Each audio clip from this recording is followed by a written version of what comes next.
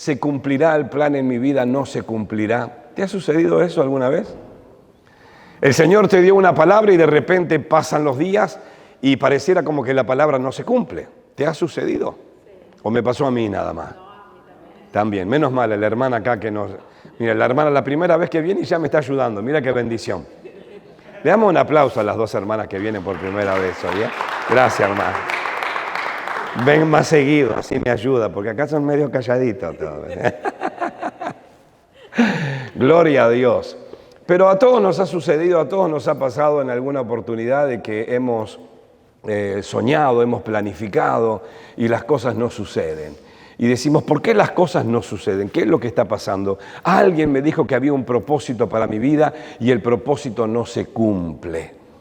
Entonces nos empezamos a enojar. Primero nos enojamos con el pastor, después nos enojamos con los hermanos que nos animaron y no pasó nada. Y lo que es peor, después nos terminamos enojando con el Señor. Y creemos que las cosas no van a pasar en nuestra vida. Entonces yo quiero hablarte hoy, quiero mencionarte hoy 3 puntos para que entiendas que las cosas que Dios prometió sobre tu vida y el propósito que Dios determinó para tu vida, lo vas a alcanzar. ¿Cuántos creen eso? ¿Lo puedes creer? ¿Puedes creer que Dios hará posible que alcances ese propósito? Que en algún momento alguien me dijo, pastor, pero el propósito de Dios o es mío. ¿Es mío o es de Dios? Y hay una pequeña gran diferencia en esto. Necesitas descubrir cuál es el propósito de Dios en tu vida. Yo puedo tener muchos propósitos, pero quizás no sean de Dios. ¿Me estás entendiendo? ¿Se entiende la diferencia? Yo tengo un propósito. Claro, todos podemos tener propósitos. Tengo un propósito no sé, de jugar a la lotería y gastarme el 50% de mi dinero en la lotería. ¿Crees que porque tú tengas ese propósito será el propósito de Dios? Definitivamente que no. Entonces nosotros podemos tener propósitos, podemos tener un anhelo, podemos tener una meta, pero no significa que ese anhelo, que esa meta, que ese propósito, Dios esté en el asunto. Lo importante es descubrir el propósito de Dios en nuestra vida y llevarlo a cabo. Pero tenemos que entender que hay un propósito y que realmente esto sucederá. El Salmo 138, tú lo puedes buscar en la palabra, lo puedes anotar o puedes encender tu Biblia, como quieras, no hay ningún problema. Mientras la palabra quede arraigada en tu corazón, puedes tener tu Biblia de papel, tu Biblia electrónica o como quieras. Explosiva también es la nueva versión, por eso la acabamos de escuchar. Salmo 138, versículo 8 dice, el Señor cumplirá su propósito en mí. ¿Te animas a leerlo esto conmigo? Léelo conmigo, bien fuerte. El Señor cumplirá su propósito en mí. Esto dijo el rey David. Esto lo dijo David en un momento donde ya había atravesado situaciones bastante complejas en su vida, que no vamos a detenernos en esto ahora, pero seguramente conocerás. Pero esto determina David en un momento difícil de su vida, en un momento desafiante de su vida. Él termina diciendo, el Señor cumplirá su propósito en mí. Y te dije que quiero mencionarte hoy 3 puntos para que estas cosas sucedan. Primero, fundamental, y sería bueno que puedas tomar nota por ahí en algún anotador o en tu teléfono. Toma nota. Si quieres, sintetiza. Puedes escribir 3 puntos para que el propósito de Dios se cumpla en mi vida. Primero, indispensable. Primero, cree. Necesitas creerlo. ¿Recuerdas la historia de la cual mencionamos tantas veces? Y creo que cuando hablamos de credibilidad es la que más se menciona. Jesús frente a un muerto, frente a la tumba, le dice a aquella mujer, no te he dicho que si crees. ¿Te acuerdas? ¿Qué sucedería? Vería la gloria de Dios. Pero estaba frente a la muerte, estaba frente a lo que se había terminado. Es muy distinto estar frente a un enfermo. ¿Cuántos han orado por algún enfermo en alguna oportunidad? Muy bien. A ver, ¿nadie más ha orado por algún enfermo? Veo que las manos se empiezan a levantar. Gloria a Dios, tienes que orar. Lo mínimo que puedes hacer cuando sepas de algún enfermo es orar por él. Amén, es nuestra tarea como cristianos. Tú tienes la capacidad en Cristo Jesús para que un enfermo sea sanado. Ahora, muy bien, muchos hemos levantado la mano. Ahora la otra pregunta es, ¿cuántos han orado por un muerto? Levanta la mano. Gloria a Dios. Bueno, allí tenemos 3 personas y yo 4. Somos 4 locos que hemos orado por un muerto. Ahora la pregunta que voy a hacer es un poco más profunda todavía. ¿Cuántos muertos se levantaron los que oramos por un muerto?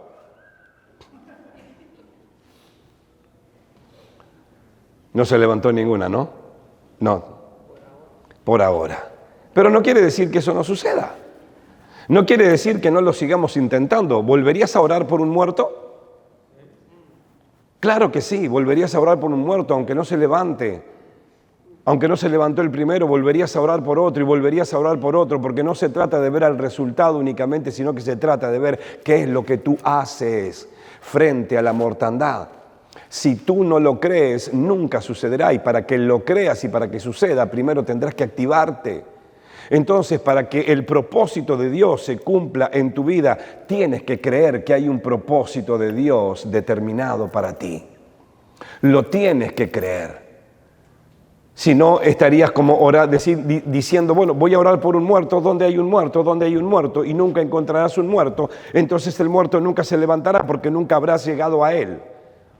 Necesitamos definitivamente creer que hay un plan perfecto de Dios, un propósito y que se va a cumplir en mi vida. Tienes que creerlo, aunque tengas el muerto delante tuyo, puede resucitar. ¿Me estás entendiendo?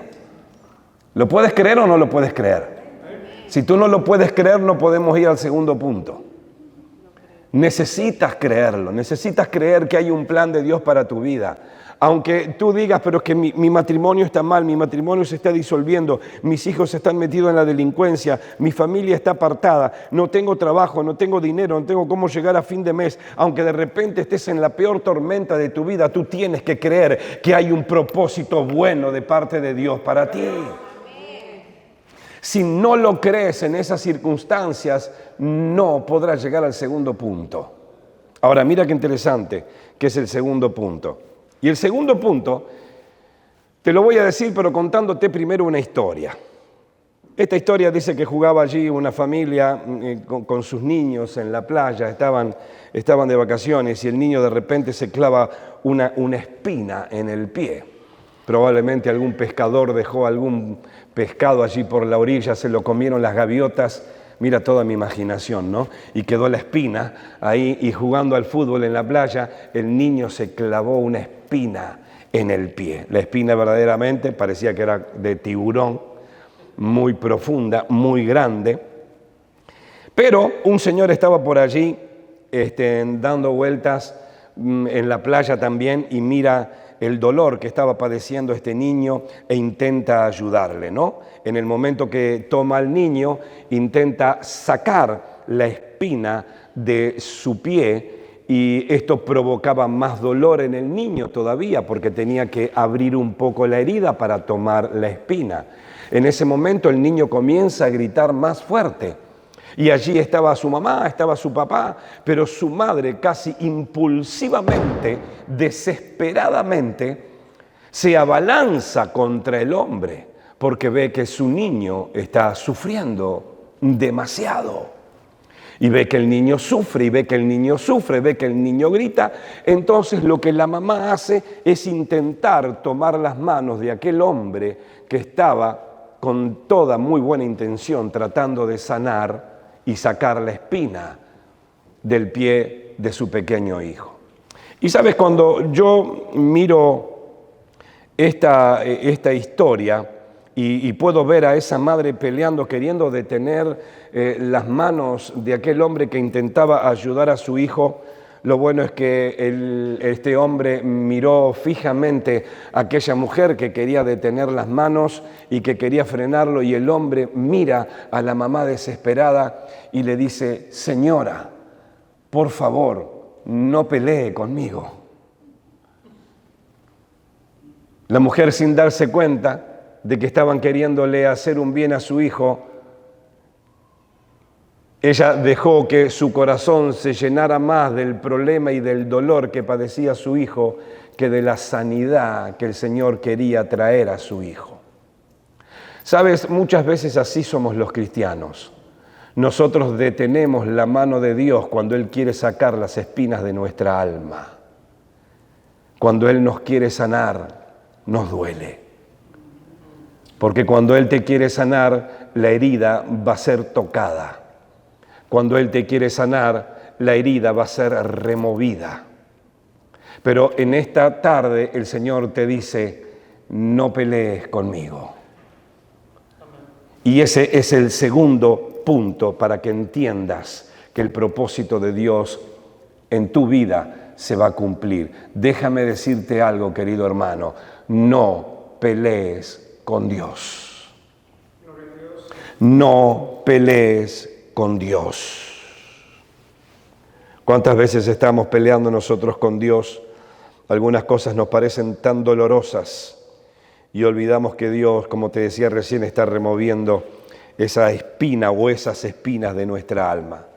Nos retorcemos y Dios tiene que decirnos también con voz firme: no pelees conmigo.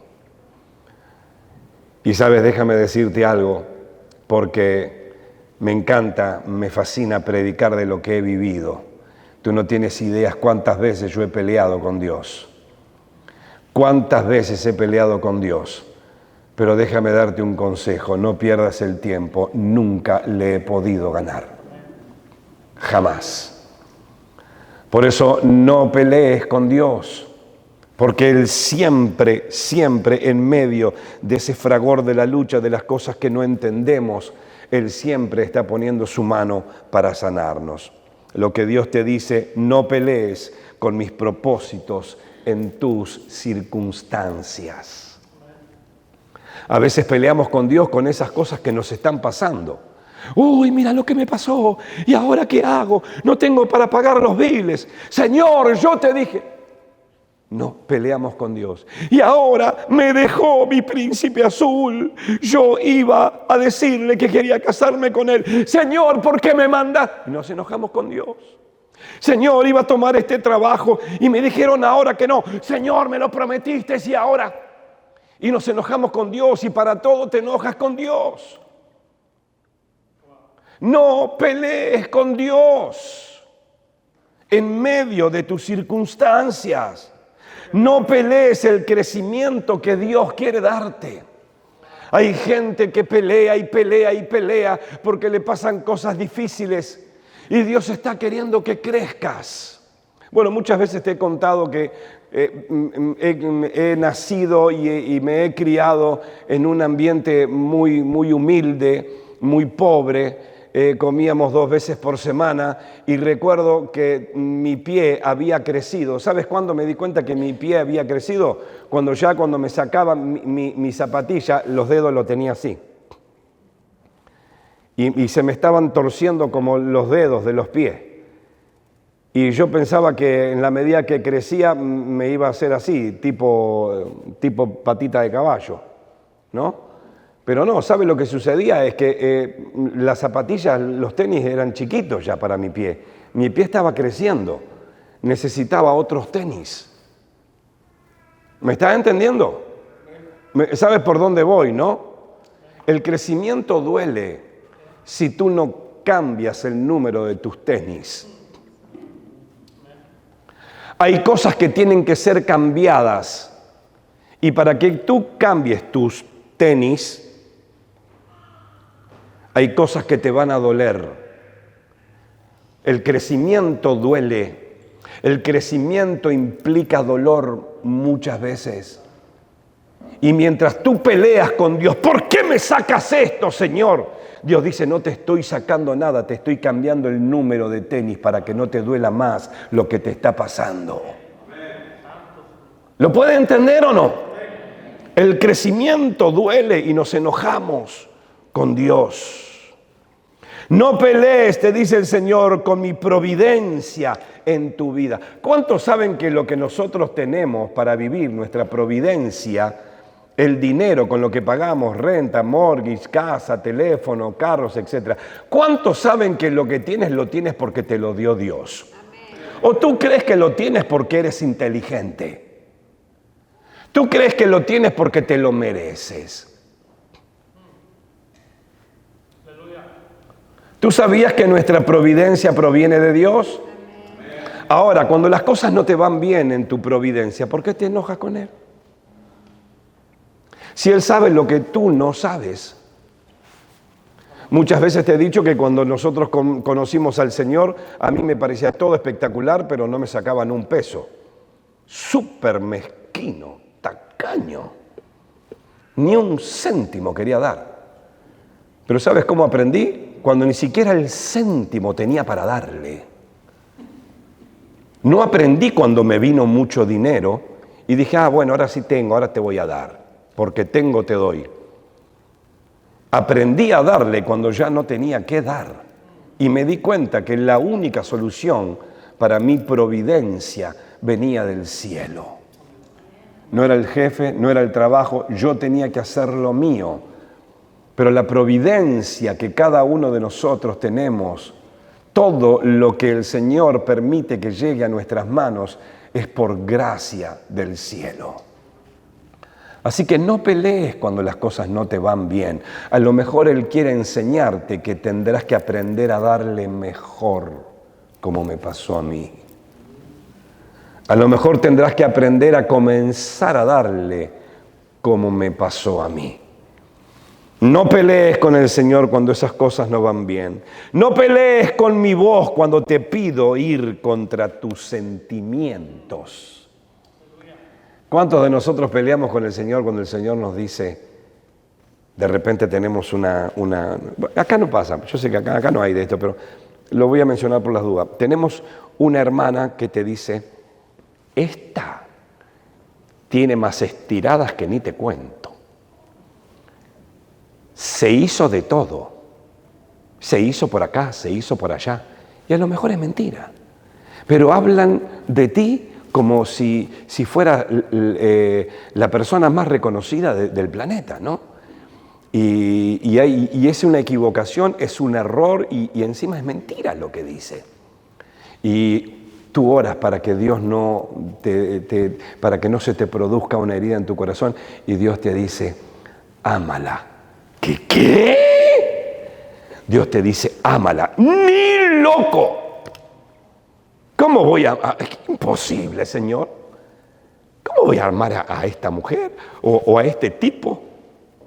Es imposible que me pidas que yo ame. Y nos olvidamos que Dios dice que nosotros debemos orar por aquellos que nos ultrajan. Eso es lo que dice Dios, que debemos orar por los que nos ultrajan. Entonces, cuando nosotros no queremos orar por los que hacen daño contra nuestra vida, ¿sabe lo que sucede? Peleas con Dios. No pelees con Dios, te va a ganar siempre. No pelees con Dios. Si Dios te dice que ores y ayunes por tu peor enemigo, no pierdas el tiempo y comienza inmediatamente. No pelees con tus sentimientos. No pelees con tus emociones que a veces son contrarias. El Señor te dice también en esta tarde, no pelees cuando te pida que te rindas en este proceso. A veces hablamos de que hay un proceso en nuestra vida para poder crecer. Hablamos que hay un proceso para que podamos definitivamente llegar a ese cumplimiento, a ese plan. Pero no queremos atravesar el proceso. No lo queremos hacer.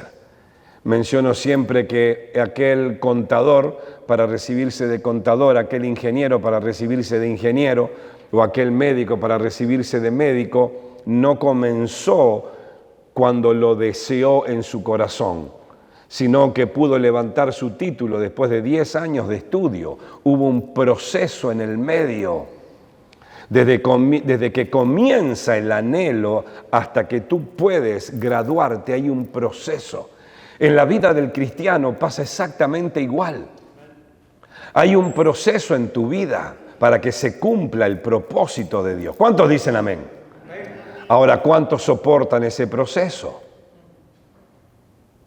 ¿Sabe que para que Jesucristo resucitara, para que Él resucitara, tuvo que pasar un proceso? Amén. Todos conocemos y adoramos a un Jesucristo resucitado. Él resucitó, la muerte no lo pudo retener.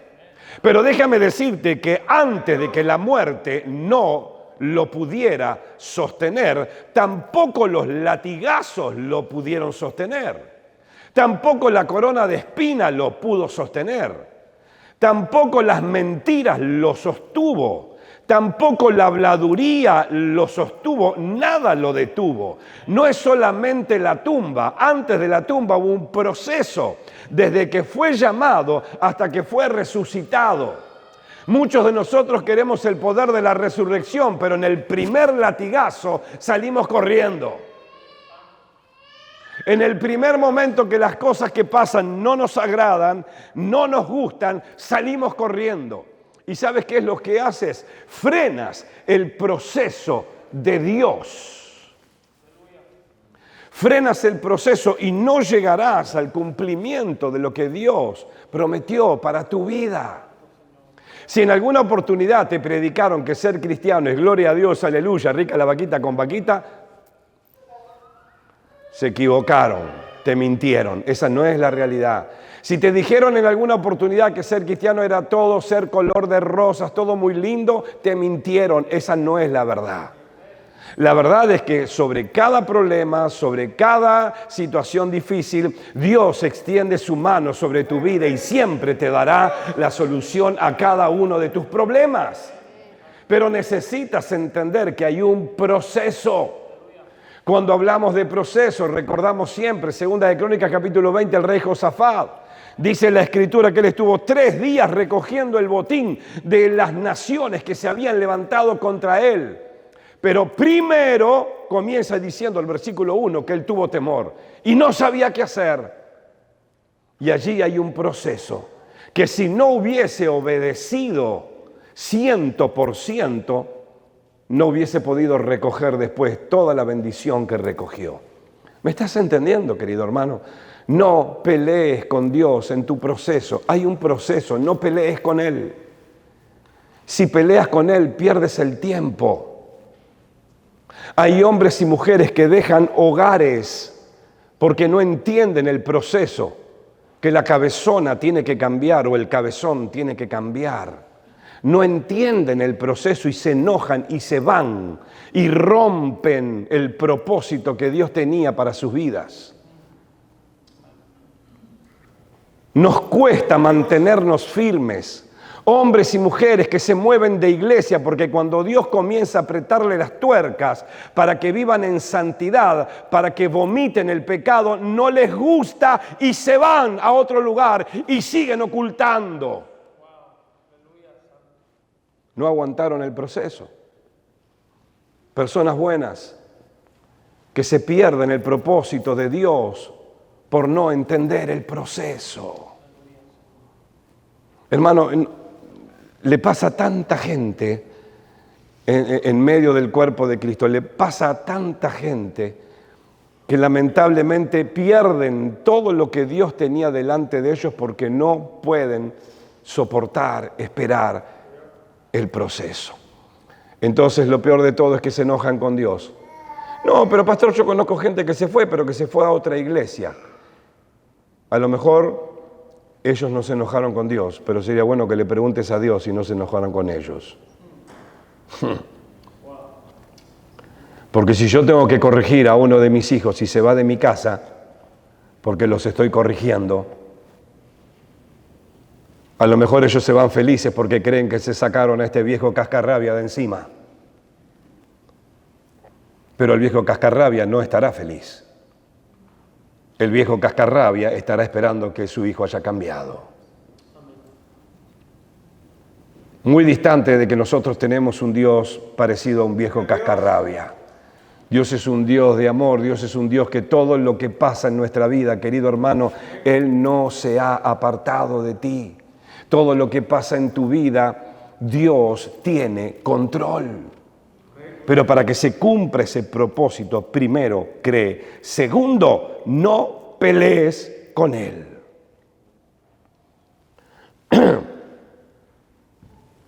Isaías capítulo 40, versículo 29, porque cuando uno pelea con Dios dice, pero es que ya no tengo más fuerzas, no sé qué es lo que hacer. Isaías 40, 29 dice, Él da esfuerzo al cansado y multiplica las fuerzas al que no tiene ningunas. Los muchachos se fatigan y se cansan, los jóvenes flaquean y caen, pero los que esperan a Jehová. Pero los que esperan a Jehová, aleluya, di conmigo, pero, o sea, muchos se pueden cansar, pero muchos se pueden fatigar, pero muchos pueden fatigar, muchos pueden flaquear, muchos pueden retroceder, pero, siempre hay un pero, y dice la Escritura, pero los que esperan en Jehová tendrán nuevas fuerzas, levantarán alas como las águilas, correrán y no se cansarán, caminarán y no se fatigarán. Eso quiere decir que aunque tú no entiendas, no pelees con Él, porque siempre, aunque tú no tengas fuerzas, Él allí está. Él está con su mano extendida sobre ti. Pero tú tienes que hacer y soportar el proceso, entender cuál es la voluntad del Padre para no retroceder. ¿Sabes por qué mucha gente retrocede y pierde la perfecta voluntad de Dios? Porque de repente dicen, Dios me habló, hago lo que quiero. Dios me habló. Y no tenemos duda de que Dios habla. Dios habla a cualquier persona donde Dios quiera. Y eso es lo que tenemos que tener, una relación personal con Dios. Pero somos un cuerpo.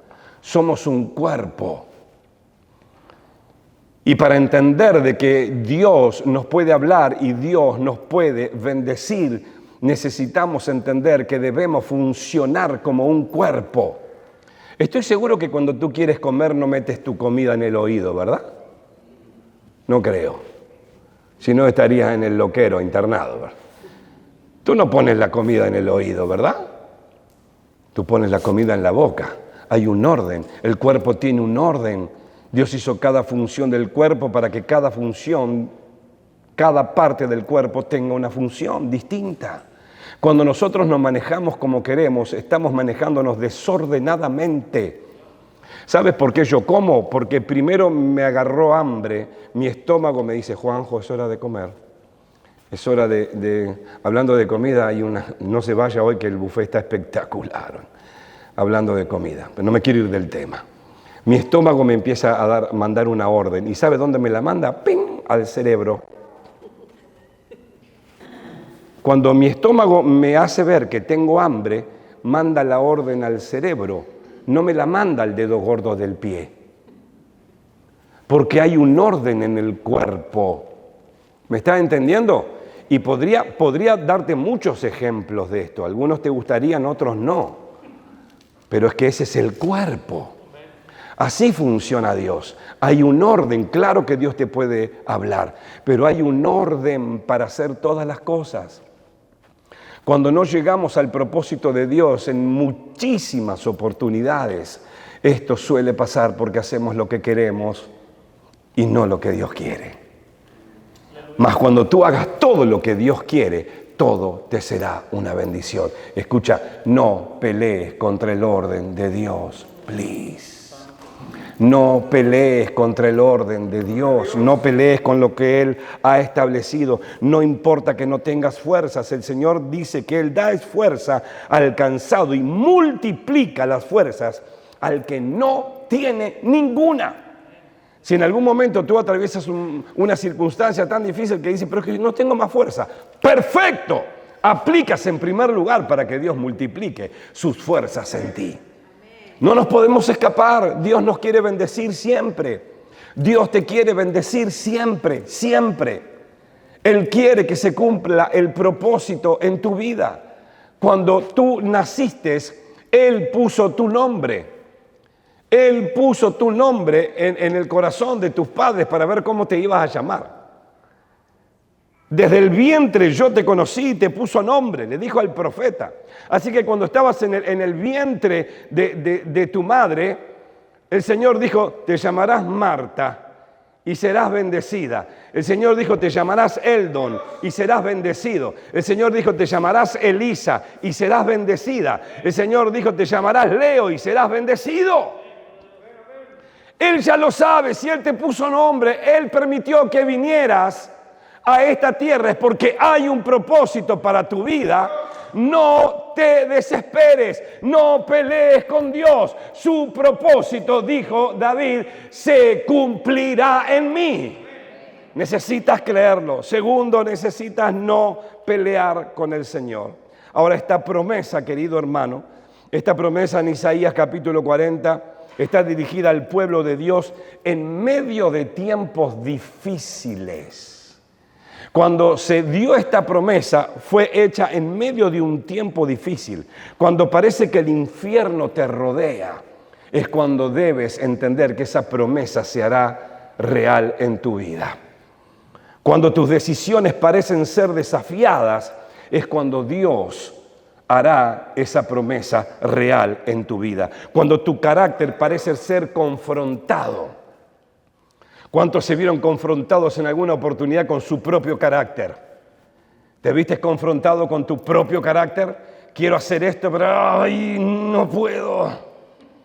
O no puedo hacer aquello, pero qué ganas tengo, y que sí, que no. Y peleas con tu carácter. Tengo ganas de gritar y de decir todo esto, pero tengo que preservar un carácter. O Dios está permitiendo todo esto porque está moldeando mi carácter. No nos gusta como que el Señor nos moldee porque nos duele, como el barro en las manos del alfarero, ¿verdad? Pero déjame decirte que aquel que comenzó diciendo, que terminó diciendo, el Señor cumplirá su propósito en mí, atravesó momentos dificilísimos, muy, muy duros, muy complicados. El enemigo lo enroscó, pero sin embargo pudo darse cuenta que solamente en las manos de Dios todo podía ser cumplido. Cuando tu habilidad para permanecer como un creyente en Dios es desafiada. A veces tenemos que demostrar que somos creyentes. Y cuando tú demuestras que eres creyente, predicando aquí adelante, cualquiera puede predicar aquí adelante y creer y hacer creer a la gente que es santo. Pero sin embargo, cuando nadie te mira y tus emociones te juegan una mala pasada y el enemigo comienza a alargar sus dardos sobre tus emociones y tus pensamientos, allí es donde se pone en juego y el Señor te desafía con ese proceso a que demuestres que eres cristiano de verdad. Y nos enojamos con el Señor cuando no podemos ganar, cuando tu conexión con Dios parece estar bajo ataque. No tenemos ganas de orar. ¿Y por qué? Porque no tengo ganas, porque estoy deprimido, porque las cosas no me van bien, no tengo ganas de orar. Así nos parecemos a esos niños que se enojan cuando no le dan el caramelito que quieren comer ese día, ¿no? Y nos enojamos y nos enojamos. Ese es el proceso que necesitamos también entender que podemos pasar cuando tu fortaleza emocional parece estar en decaimiento. Cuando tu fortaleza emocional parece estar en decaimiento. Estás trabajando en un lugar, estás rodeado de mujeres y de repente viene una señora muy adinerada y muy hermosa y de repente te mira a los ojos y dice, nunca he visto un hombre tan guapo, tan churro como tú. ¿No?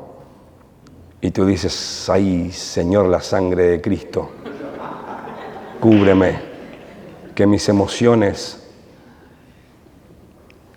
Yo diría, linda, perdóname, tengo a la más bella, I'm sorry. Y hay veces de que vienen ese tipo de palabrerías en el corazón, en el oído de alguien, Y tú dices, ¿y ahora soy creyente o no soy creyente? Está en juego y hay un ataque emocional a que si creo, no creo, sigo, no sigo, me bajo de la cruz un ratito, mañana me voy otra vez.